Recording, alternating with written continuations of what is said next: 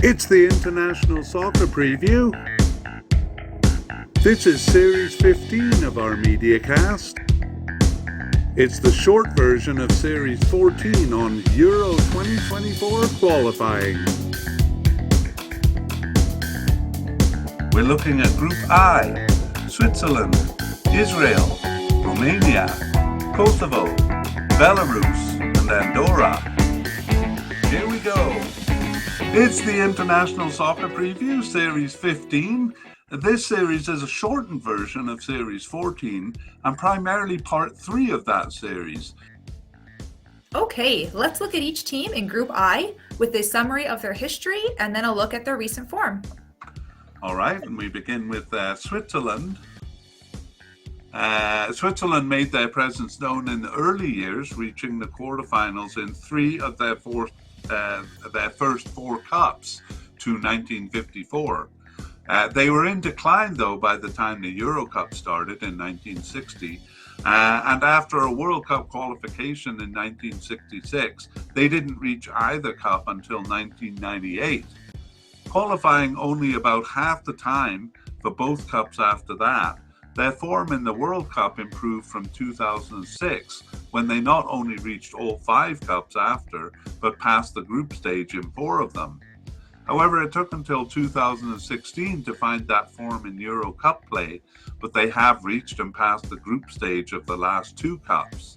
At the risk of sounding cynical, good fortune in their groupings has played a role, perhaps inflating their success. Looking at their recent performance, you've mentioned their success, and recent campaigns have been strong, reaching beyond the group stage of every cup since 2014. They are at a peak of form.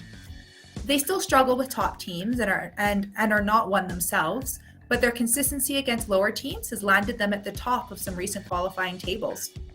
Their 2022-23 UEFA Nations League A was odd, losing the first three to all group members, then winning against all three in the second half, including a win in Spain, something that few teams have done. All right. Move on to the second team, which is Israel. And they have a very interesting history. A long history, having entered the second World Cup in 1934. The first half of their history is one of rejection. Many teams refused to play them, and they were unable to find a region hospitable to them. They bounced all over the globe for their World Cup qualifications. They settled in the Asian region for a time, playing in four Asian Cups from 1956 to 1968, and actually winning the one that they hosted in 1964. But oddly, they didn't qualify for the World Cup with Asian teams during that period. Instead, it was a strange grouping that saw them qualify for their only cup in 1970, a grouping which included the two Koreas, Australia and New Zealand, Rhodesia, which has now been Zimbabwe, and themselves. Odder still, they were voted out of the Asian region in 1974, but in the same year and in 1978 competed for the two World Cups, playing against East Asian teams. From 1994, they finally found a home in UEFA, a regional home. And there they have been a middling team. Apart from a second place finish in Euro 2000 qualification that led them to a playoff for their closest brush with the tournament, they have at best just reached the top half of the table in their groupings, third of 5 or 6 in about half of their campaigns.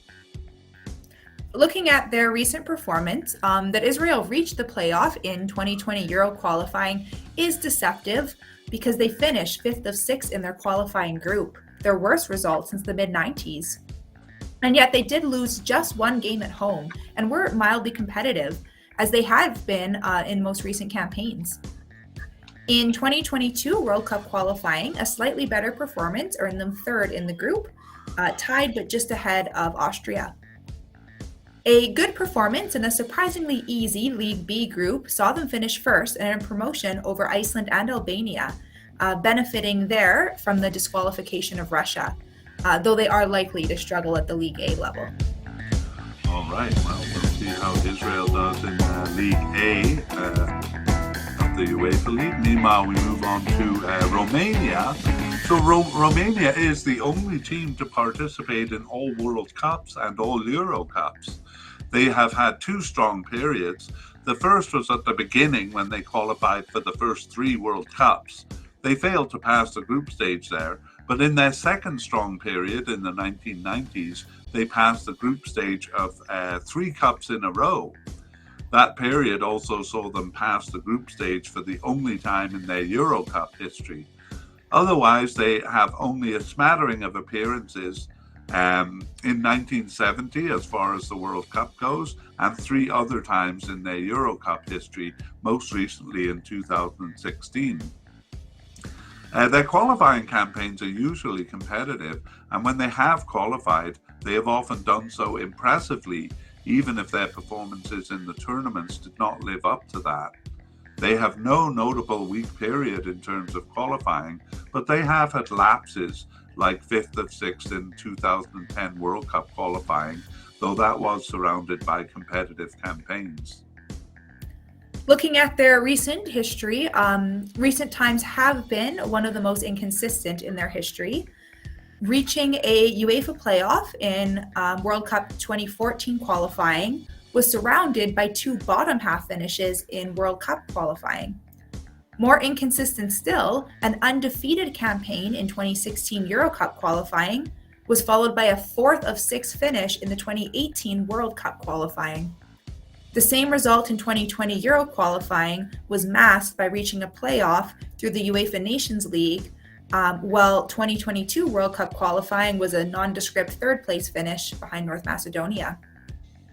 The recent dip in form continued in the 2022-23 UEFA Nations League, where they were relegated from League B, coming last behind Finland and Montenegro, though only 1 point separated the three. All right. So now we move on to the newest team in Europe, that's Kosovo. Kosovo declared its independence from Serbia in 2008, but it was accepted only slowly. They had to wait until 2018 to play in their first qualifying campaign. Their two World Cup campaigns were weak, in contrast to their only Euro campaign in 2020, where they proved competitive. Yeah, looking at that 2018 World Cup campaign in retrospect, where they earned only a single point, can be described as them finding their feet. In that light, they found their bearings quickly with that impressive Euro 2020 campaign that you mentioned. But their return to a weak performance in the 2022 World Cup qualifying leaves one guessing as to their overall strength. In the UEFA Nations League, they quickly moved out of League D, where they started, but have remained in League C, finishing in second behind Greece in 2022-23. They exchanged wins with Northern Ireland and beat Cyprus twice there. Right, so we're still trying to get a bead on Kosovo's overall strength. But we'll move on to our fifth team here, Belarus. So Belarus began competing in qualifying campaigns in 1996, having been part of the USSR team prior to that.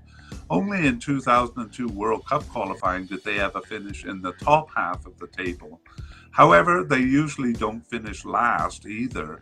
They're sometimes competitive with mid-table teams and fairly consistent against lower teams. More interestingly, they are spoilers that, in Euro Cup play at least, specialise in taking points off the very top teams. They have twice beaten Netherlands, tied Italy twice in a single campaign, and have both beaten and tied France. Looking at their recent performance, their last real spoiler result was tying France in the first game of the 2018 World Cup qualifying. That campaign was mildly competitive, but even less so than most of the campaigns before. They finished last there, and in 2022, they finished last in 2022 and finished their usual fourth place in 2020 Euro qualifying, finishing ahead of Estonia, who they bested for their only point, but who they finished behind in the following campaign. Their UEFA Nations League performance in 2022-23 was also bland, tying all three teams in the group, Kazakhstan, Azerbaijan, and Slovakia, but finishing last and suffering demotion back down to Group D. All right, and our sixth team here is Andorra. For years since their first campaign in 2000, they remained an argument for a small nation's preliminary round of qualification, as their participation with the big teams seemed simply a waste of time and money. Moreover, given that they were a heavily penalized team, big teams risked injuries to top players in games against them. However, recent campaigns have seen those arguing for their inclusion on the basis that they needed to play games in order to improve vindicated. Up until 2018, they had only ever earned points in a relatively impressive 2006 World Cup campaign. But since 2018, they have regularly taken some points and even finished off the bottom of the table. Yeah, in terms of recent performance, recent campaigns have moved them out of the realm of a feeble team. And perhaps that was an unfair label, given the fairly respectable goals against average they generally maintained. Feeble might be classified as losing all games and with an average goals against of below 3.5 per game. Well, they did lose all games until 2018, except for one campaign. Only in 4 of their 11 campaigns did they fall below 3.5. Recent campaigns are much better, with no higher than 2.4 per game. A smattering of points and finishing off the bottom twice has made them competitive among weaker teams. UEFA Nations League saw them competitive, taking points off all teams, including Latvia and Moldova, though those teams finished ahead, leaving them third and remaining in League D. All right, and that brings us to the end of the short history of Group I. So now we're going to carry on to part 3 of Series 14, and that's where Connor and I discuss the prospects of each of these teams in their qualifying run. We move on to part 3, where we are going to begin by looking at the pots that the teams come from. That's right. The pot 1 team here is Switzerland. They were actually 9th out of the 10 teams, but it's based on Nations League performance. But they have a good, World Cup qualifying record, so I think they are a pot 1 team. The pot 2 team is Israel. They came kind of from the middle of the pack of pot 2, being promoted from Nations League B, earning them the pot 2 place. The pot 3 team is Romania. Their poor performance in relegation saw them kind of at the bottom of pot 3. The pot 4 team was Kosovo. They were 7th of 10 in terms of the rankings. The pot 5 team, Belarus, was kind of again near the middle of pot 5. And then you have Andorra. They were the 3rd lowest ranked team coming into this tournament, just San Marino and Liechtenstein behind them. Yeah, so I would say this is definitely one of the weaker groups, and really a good opportunity for the teams that are in it. Definitely, yeah. All right, well, the next thing we're going to look at is the rankings. Connor has kind of said the UEFA rankings that he just went over aren't really representative of the team strength, so we look at FIFA and ELO rankings. Yeah, beginning with Switzerland. They're 12th according to FIFA and 16th in the ELO rankings.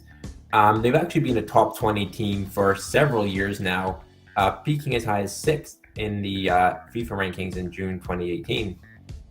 Okay, and second team is pot 2 Israel.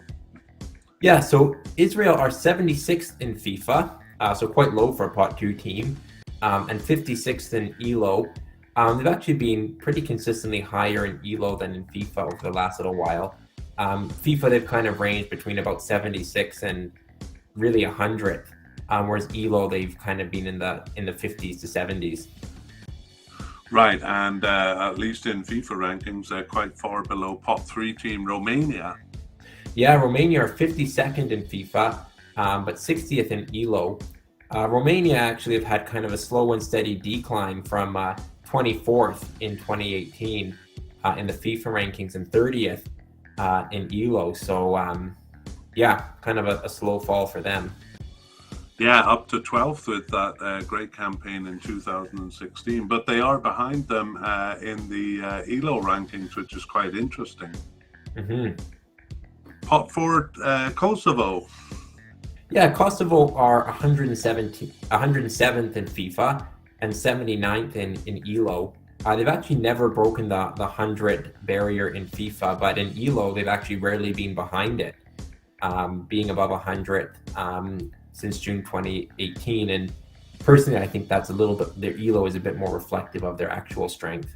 Yeah, I agree with you there. Okay, Pot 5, Belarus. Belarus, they're around the 100th mark in both systems, so 97th in FIFA and 100th in ELO. So their FIFA ranking puts them ahead of Kosovo, but their ELO ranking puts them quite a bit below Kosovo. We'll discuss that. Belarus have also shown a bit of a decline over the last several years.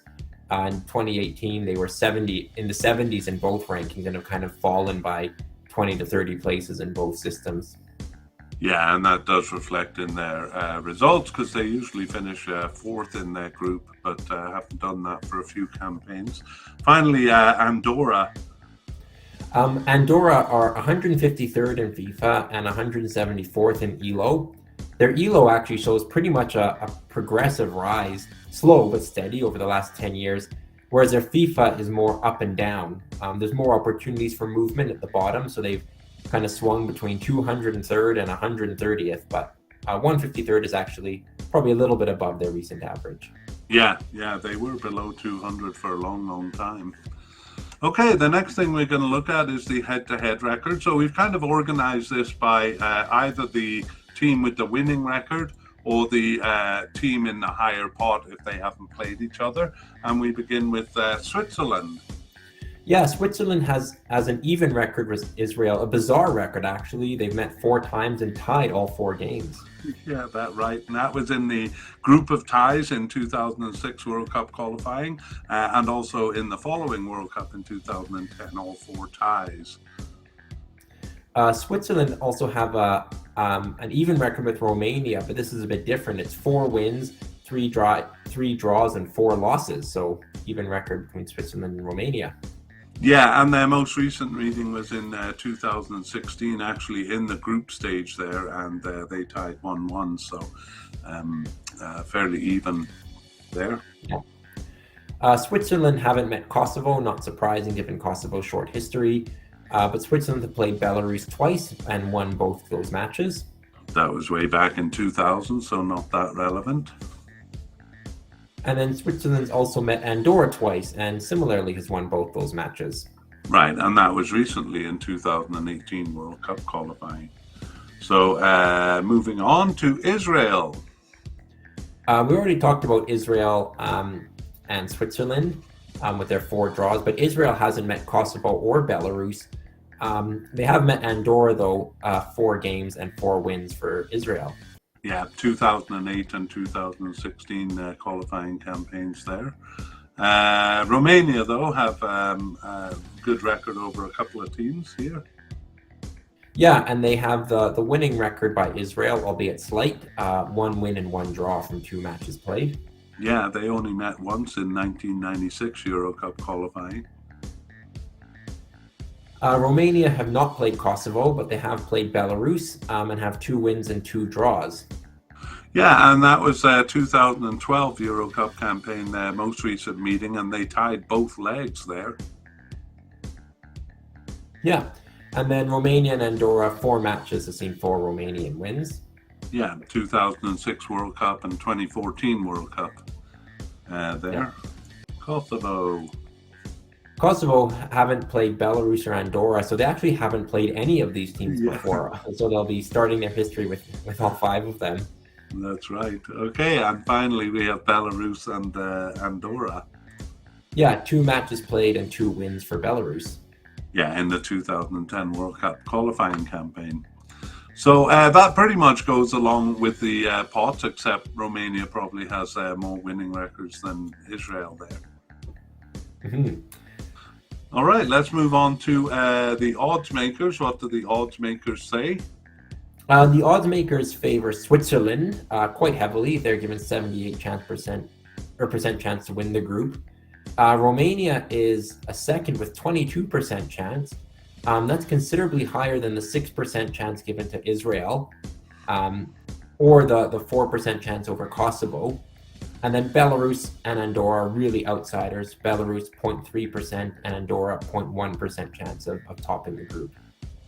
All right, and let's begin the discussion there. Do you disagree with any of those odds? I do.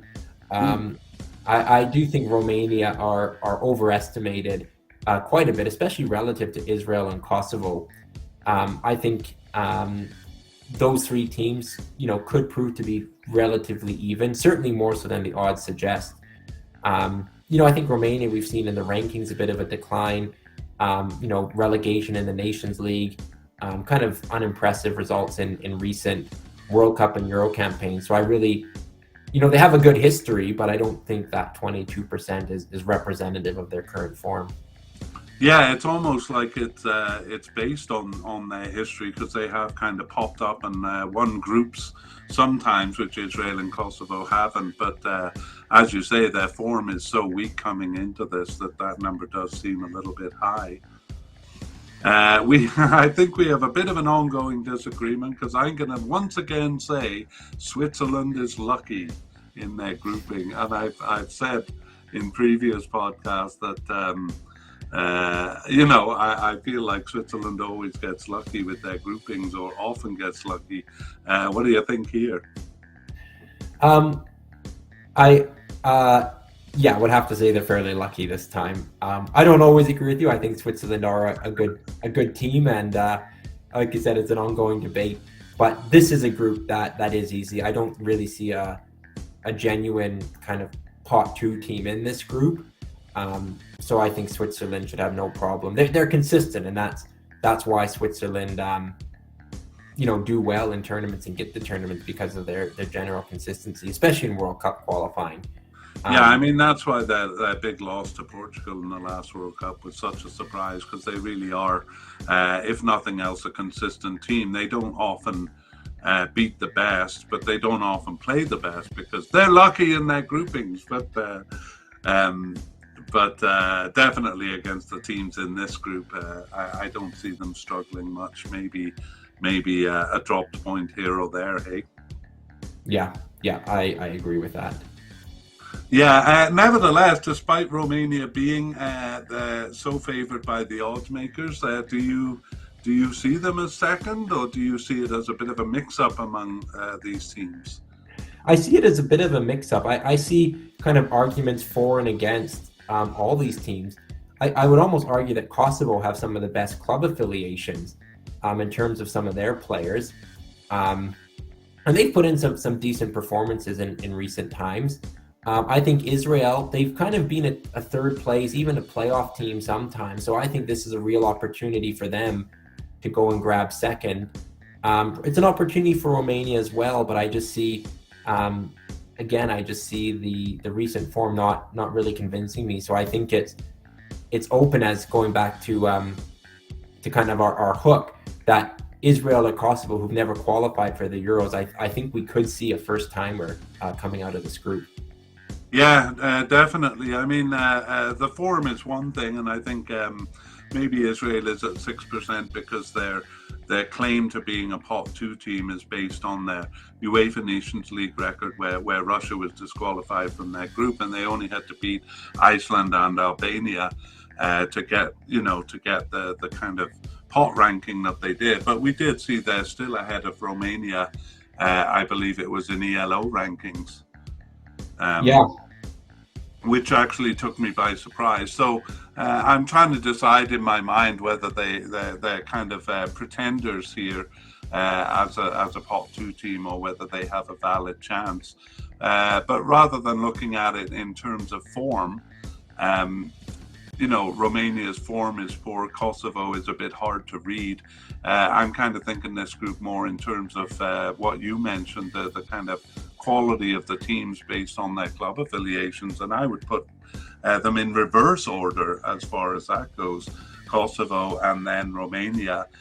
Israel has just lost their 2 biggest scorers, and they do have the Fulham player. What was his name again? Oh yeah, Manor Solomon. Yeah, they do have him coming in, but I think they're going to be really struggling losing those two forwards and also a big midfielder or an important midfielder for them in Nacho. So I can't kind of help but and this is actually just through the course of our podcast here. I'm almost putting Kosovo in second place.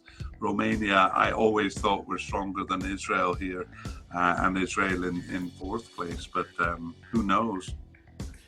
Yeah, I have to say it's a shame that Erhan Zahavi's not playing, because I would actually, if he was there, he has a great goal scoring record, including in qualifying. Oh yeah. I would actually probably favor Israel to be second.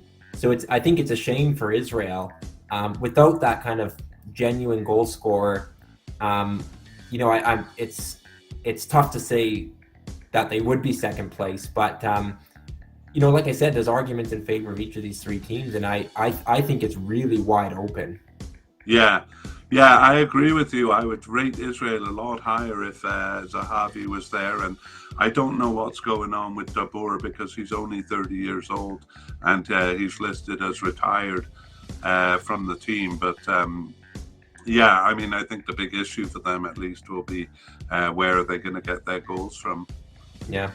We've kind of neglected Belarus or Andorra so far, so maybe you want to start with a conversation on those two teams. Yeah, well, we know Belarus is in kind of poor form nowadays, and they're usually a team that finishes fourth in the group, so that kind of should put them in the mix a little bit here. It's only really recent form that maybe keeps them out of the discussion. But then again, I look at their squad there too, and the two big teams in Belarus kind of used to be involved in European play, and now they've kind of dropped out. So I just don't see it in terms of form, but in terms of history, they could work their way back into it. What do you think? Yeah, I think the evidence we've talked about, recent campaigns, rankings, has seen a bit of a fall from grace for Belarus, kind of falling into the category of the weaker teams in UEFA. Mm-hmm. So I don't see an argument for them to compete with the other four teams that we've mentioned. And I think a bad campaign could actually see them kind of neck and neck with Andorra. A moderately improving Andorra, it has to be said. So yeah, I think they're more likely to be struggling at the bottom. I think that's going a bit too far. I think they'd have to have a really ghastly campaign to finish behind Andorra. But as you said, Andorra could take a few points in this group, definitely. And if they can turn those kind of one-goal margin losses into draws, they could cause a bit of trouble in this group, especially if that middle three is pretty tight. It could come down to points lost against Belarus and Andorra, because I'm sure Belarus will at least take a couple of points. Yeah, I think that's just it. I think of the Israel, Romania, Kosovo, it'll be who will be the most consistent in what's going to be, I think, a very competitive group. All right. Well, Connor, I grow weary. Grow weary with your equivocation, and I on the podcast we need to appear confident. Give me what you got. How is this group going to end? I'm going to go Switzerland first. It does get tricky for me after this, but I'm going to go Israel. I think their time is due. Then I'm going to say Kosovo and then Romania. And then I'm going to say Belarus and Andorra. Be bold. Put Andorra ahead of Belarus. All right, I'll do it. No, really? I definitely feel it's a possibility. Okay, maybe I'm not bold, confident enough to do it, but if it does happen, you heard it here first. No, not unless you say it here. Okay, I'll say it. All right. Well, we're a little bit different here again. Of course, we both have Switzerland on top. As we've been recording this podcast, kind of Kosovo is growing in my mind, especially in terms of their squad. I've always considered them, or always being, since they've been around, but a bit of a black box. And the campaigns they've had don't really clarify that. But the squad they have seems the best here. So I'm going to be bold and say Switzerland, Kosovo. I'm going to say Romania and then Israel, because to me, Israel's lack of scorers is a problem.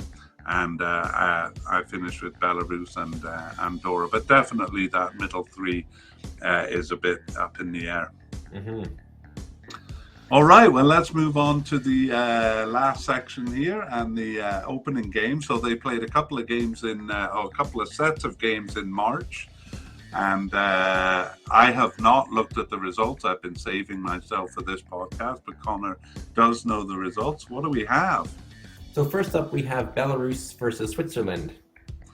All right. Well, in their historical form, I think Belarus is capable of an upset. We actually saw in the deep dive that the teams they tend to get spoiler results against are the best teams, not necessarily the middling teams. So I do think that's an outside possibility here, but their form has been so poor in the last few campaigns, and Switzerland is very consistent. So I'll say 2-1 Switzerland.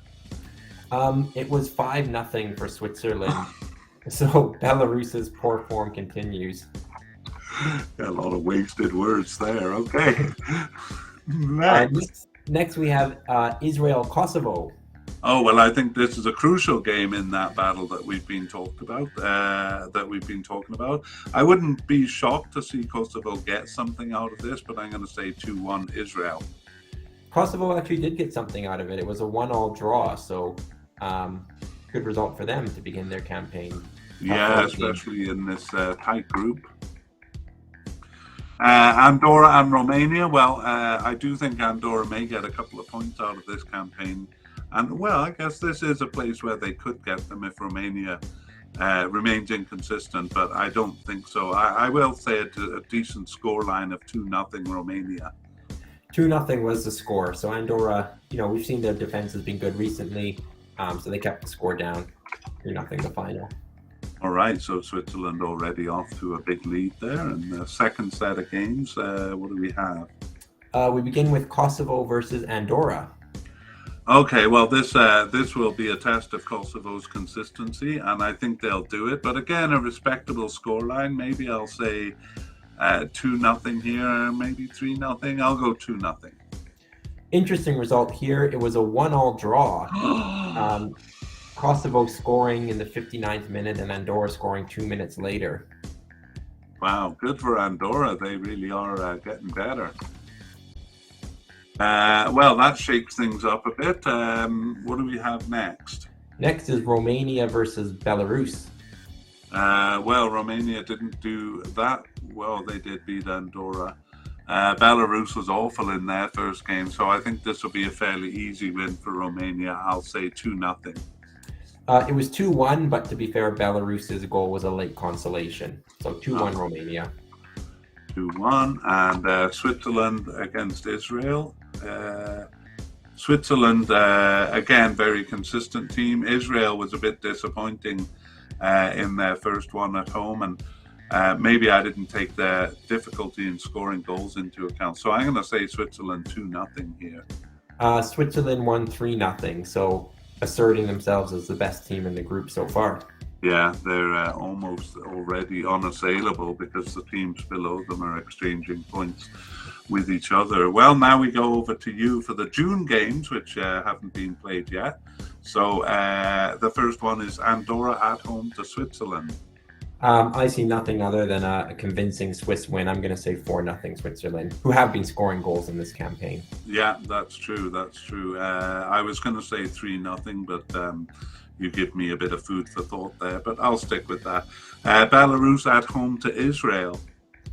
Well, I predicted Israel second and Belarus last. So I guess that leads me to an Israeli win, which I actually would have probably said anyways. I'm going to say 1-0 Israel. All right. I think there is an outside chance of a tie here because I think Belarus will get some points. And I put Israel as the weakest team among the three. So I'm going to be bold and say 1-1, although I'll say 1-1 favoring Israel. All right. And last one is Kosovo and Romania. Well, this is shaping up to be a really crucial game already, but I'm going to say it will decide nothing because it'll be a 1-1 draw. Ooh, yeah. Well, I had, I had picked Kosovo as my second place team, but that's not working out. 2 1-1 draws so far. So I am going to abandon my Kosovo thing and say 1-1 here also. All right. Okay. Well, after yeah. a couple games, Switzerland and Romania topped the group with 2 wins each. Romania's wins though coming against Andorra and Belarus. Yeah. Kosovo has 2 draws. Andorra and Israel have a point each, and Belarus are last. So Andorra is ahead of Belarus. I point that out. Well, you can claim a big prize if you come out the winner on that. I'll be impressed. Okay, well that brings us to the end of Group I, and we will be back with Group J. That's the last of the groups. Good talking to you about this, Connor. Yeah, see you next time for Group J.